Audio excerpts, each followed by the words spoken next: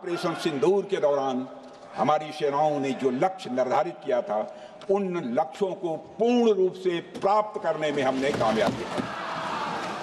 कैसे 5 दहशतगर्द वहां पर जाकर 26 लोगों की गोलियों से छलनी करते हैं, ये सूचना रक्षा मंत्री ने नहीं दी। इंडिया के वजीर दफा राजनाथ सिंह ने पार्लियामेंट में ऑपरेशन सिंदूर पर एक बहस का आगाज करते हुए कहा है कि ये सिर्फ एक फौजी कार्रवाई नहीं थी, ये इंडिया की ताकत और दहशतगर्दी के खिलाफ उसके अज़्म की अक्कास थी। उन्होंने अपनी तवील तकरीर में उन्हीं बातों को दोहराया जो ऑपरेशन सिंदूर के बारे में वो कहते रहे हैं। राजनाथ सिंह ने कहा कि पहलगाम हमले के बाद पाकिस्तान के खिलाफ ऑपरेशन सिंदूर के तहत की गई कार्रवाई के सभी सियासी और मिलिट्री ऑब्जेक्टिव्स हासिल कर लिए गए।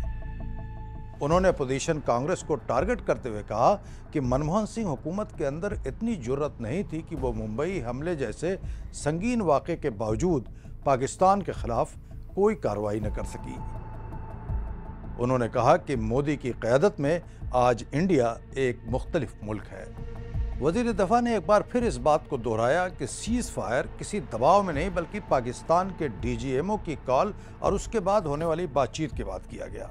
उन्होंने ये भी कहा कि यह सीज़ फायर इस शर्त के साथ हुआ है कि अगर बकौल उनके मुस्तक़बिल में पाकिस्तान की जानिब से कोई दहशतगर्दाना कार्रवाई होती है तो इंडिया दोबारा फ़ौजी कार्रवाई करने के लिए फ्री है।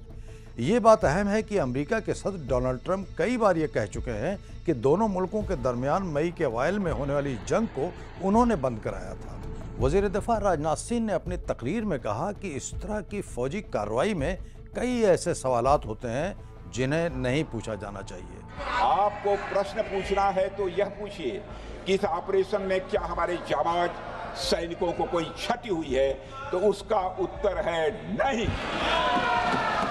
लक्ष्य बड़े हों तो छोटे मुद्दों पर, अपेक्षाकृत जो छोटे मुद्दे होते हैं कंपैरेटिवली, उन पर ध्यान नहीं जाना चाहिए। अपोजिशन की जानिब से कांग्रेस के रहनुमा गौरव गोगोई ने बहस में हिस्सा लेते हुए हुकूमत से बहुत से सवालात किए। उन्होंने हुकूमत पर इल्ज़ाम लगाया कि वो ऑपरेशन सिंदूर की बहुत सी अहम हकीकतों को छुपा रही है।